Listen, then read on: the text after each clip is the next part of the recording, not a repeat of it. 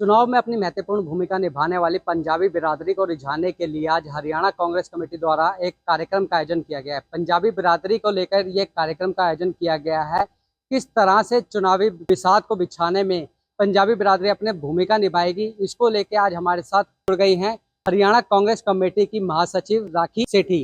इनसे सीधे तौर पर बातचीत करते हैं कि किस तरह से पंजाबी बिरादरी जो है अपनी भूमिका निभाएगी। स्वागत है राखी जी आपका पंजाब केसरी में। नमस्कार, मैं राखी सेठी, जनरल सेक्रेटरी महिला कांग्रेस हरियाणा। कांग्रेस ने आज पंजाबी बिरादरी को एकजुट किया है, इसको लेके आप किस तरह से देखते हैं कि पंजाबी बिरादरी का चुनाव में क्या योगदान रहने वाला है? पंजाबी बिरादरी का चुनाव में हमेशा से योगदान रहा है और रहेगा। और सबसे बड़ी बात मैं आपको ये बताना चाहती हूँ कि हमारी कांग्रेस पार्टी ने हमेशा पंजाबियों को बहुत बहुत अहमियत दी है। और मैं धन्यवाद करती हूँ हमारे हाईकमांड का, दीपक बाबरिया जी का और आदरणीय हुड्डा जी का, जिन्होंने आज आप देखिए मोहित ग्रोवर जी को, हमारी हरियाणा की सबसे इम्पोर्टेंट सीट है गुरुग्राम, और वहां से हमारे पंजाबी भाई को लेके आए हैं।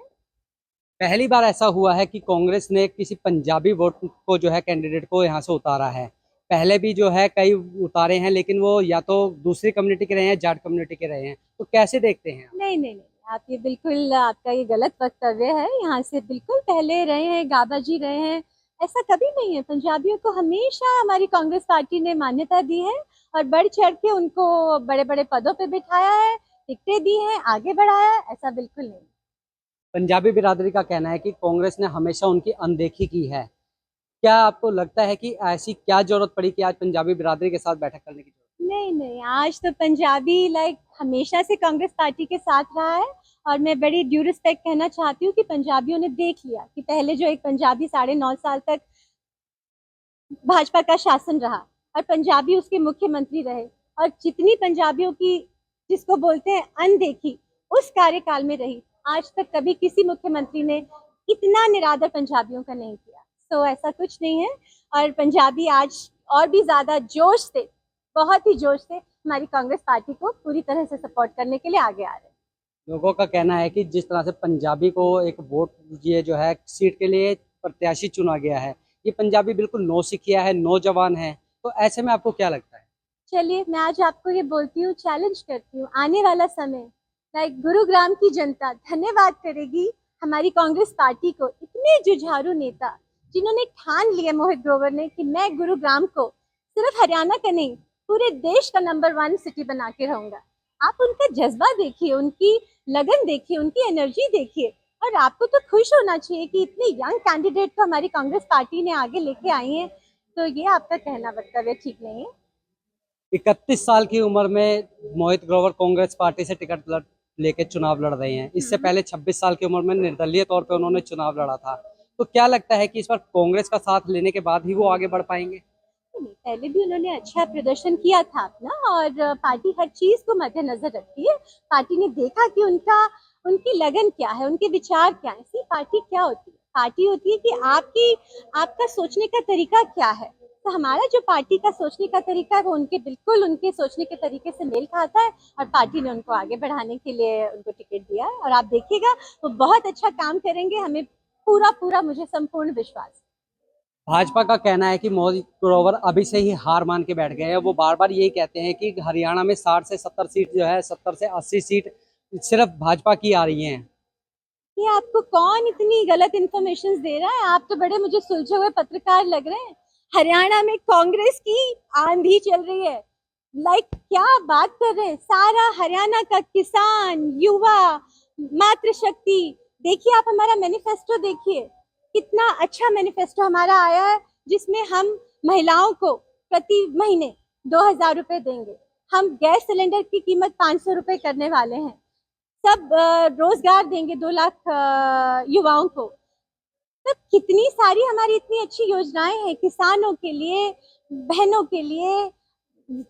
पेंशन हम 6,000 करने वाले हैं, 25 लाख तक का उनको इलाज मुफ्त दिलाने वाले हैं।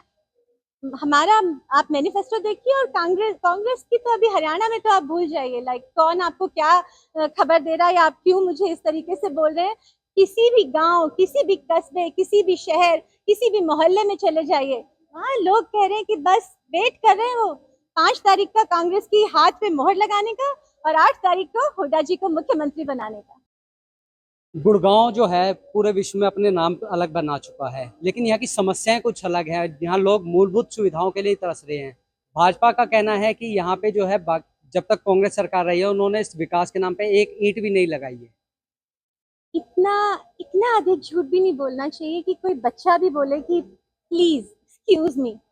तो जब से भाजपा सरकार आई है एक मेट्रो का एक पिलर नहीं लगा, एक कोई यूनिवर्सिटी नहीं बनी, एक कुछ कुछ होता है ना, चलो हमने ये एक नया कार्यक्रम कर दिया या हमने इस चीज की नींव रख दी या हमने ये नया संस्थान बना दिया, सब कुछ तो हुड्डा जी के कार्यकाल में हुआ।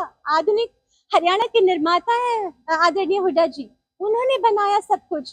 प्रत्यक्ष को प्रमाण का आप कैसी बातें कर रहे हैं? सब कुछ तभी बना और आप देखिएगा अब वो आएंगे तो आगे फिर मेट्रो दौड़ेगी, आगे और कनेक्टिविटी बढ़ेगी। मुझे तो कहते हुए बहुत ही ज्यादा खेद होता है कि विकास का एक इतना सा कार्य भी नहीं हुआ उनके कार्यकाल में, भाजपा के कार्यकाल में। कितनी कितनी खेद की बात है।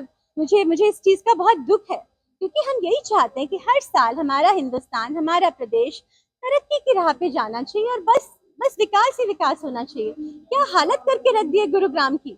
आज यहाँ पे इतनी बड़ी बड़ी मल्टीनेशनल कंपनीज हैं, इतने सब लोग रहना चाहते हैं, सब लोग प्राउड करते हैं कि मैं गुरुग्राम का निवासी हूँ। लेकिन जिस प्रकार से आज इंफ्रास्ट्रक्चर है गुरुग्राम का, मुझे बहुत अधिक खेद है। ऐसा नहीं होना चाहिए था। कहा जाता है कि पंजाबी बिरादरी कभी एक साथ जुट नहीं रहती है, तो आपको क्या लगता है कि पंजाबी बिरादरी को एकजुट करने के लिए किस तरह की रणनीति अपनानी पड़ेगी?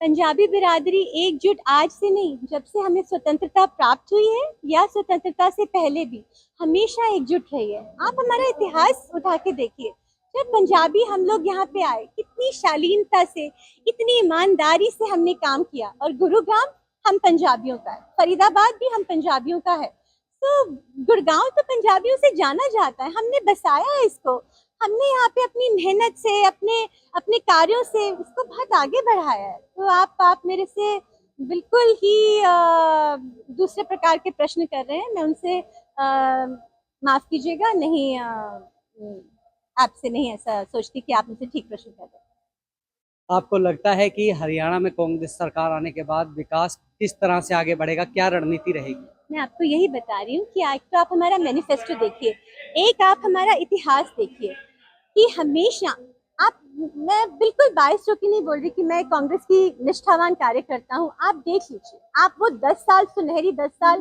कांग्रेस के देख लीजिए कि जब माननीय हुड्डा जी मुख्यमंत्री थे, कितने कार्य हुए।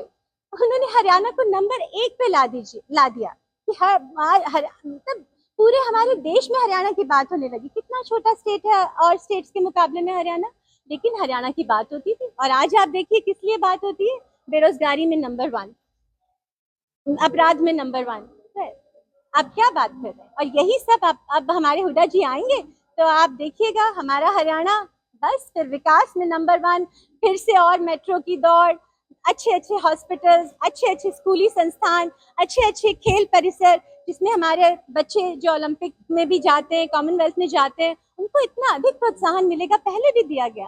आज आप सारे खिलाड़ियों से पूछ के देख लीजिए, उनके गांव वालों से पूछ के देख लीजिए कि क्या क्या हालत थी खिलाड़ियों की जब वो पहले मेडल जीत के आते थे। कितना उनके अंदर एक अलग ही उत्साह होता था, मेडल जीता है, अब तो हमारे आगे सब चीजों की झड़ी लग जाएगी। और आज क्या क्या हमारे खिलाड़ियों के साथ हुआ, किस तरीके से उनको घसीटा गया। क्या हमारा हरियाणा भूल सकता है? क्या इतने सारे किसान जिन्होंने अपनी शहादत दी अपना एक हक पाने के लिए कि नहीं जी हमारे साथ जाति नहीं होनी चाहिए, क्या हमारा हरियाणा भूल सकता है? वो किसान कभी नहीं भूलेंगे, ऐसा नहीं होता है। आपको लगता है कि जहां पंजाबी कैंडिडेट को हमने यहाँ पे गुड़गांव में पंजाबी कार्ड कहा जाए कि पंजाबी कार्ड कांग्रेस ने खेला है, तो मुख्यमंत्री चेहरे के लिए जो है जाट चेहरा क्यों, पंजाबी चेहरा क्यों नहीं? इसमें आप प्लीज इसमें आप किसी उसको मत लाइए, कास्ट को मत लाइए। और ये सारा होता है कि आपका क्या एक इतिहास है। अब माननीय हुड्डा जी का इतना बड़ा इतिहास है कि उनकी 4 पीढ़ियां राजनीति में सक्रिय रही हैं और वो बहुत ही दिल से 36 बिरादियों को साथ लेके चलते हैं। तो आप उनको एक सिर्फ जाट है ऐसा मत कहिए।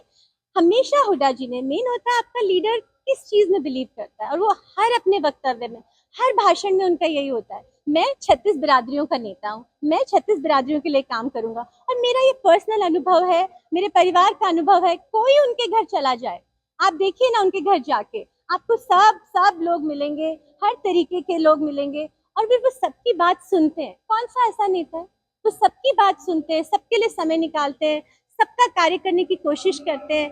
यही तो हमें अपने नेता से चाहिए ना। ऐसे तो कोई भी नेता बन जाए नहीं, नेता होने के लिए आपको बहुत सारे गुण चाहिए, बहुत सारा सहनशीलता चाहिए, बहुत सारा कर्म चाहिए, बहुत हार्ड वर्किंग चाहिए, वो है उनमें। तो इसलिए हम उनको अपना नेता मानते हैं और दिल से मानते हैं। हमारी हरियाणा की जनता दिल से उन्हें नेता मानती है, और पंजाबी तो बहुत दिल से मानते हैं। सब कुछ होता है देखते थे, जब वो मुख्यमंत्री बने तो उन्होंने पंजाबियों को इतने बड़े बड़े पद दिए, इतने उनके काम किए, उसी से आपको पता चलता है ना कि वो आपके वेल विशर हैं, वो चाहते हैं आपको आगे बढ़ता देखना।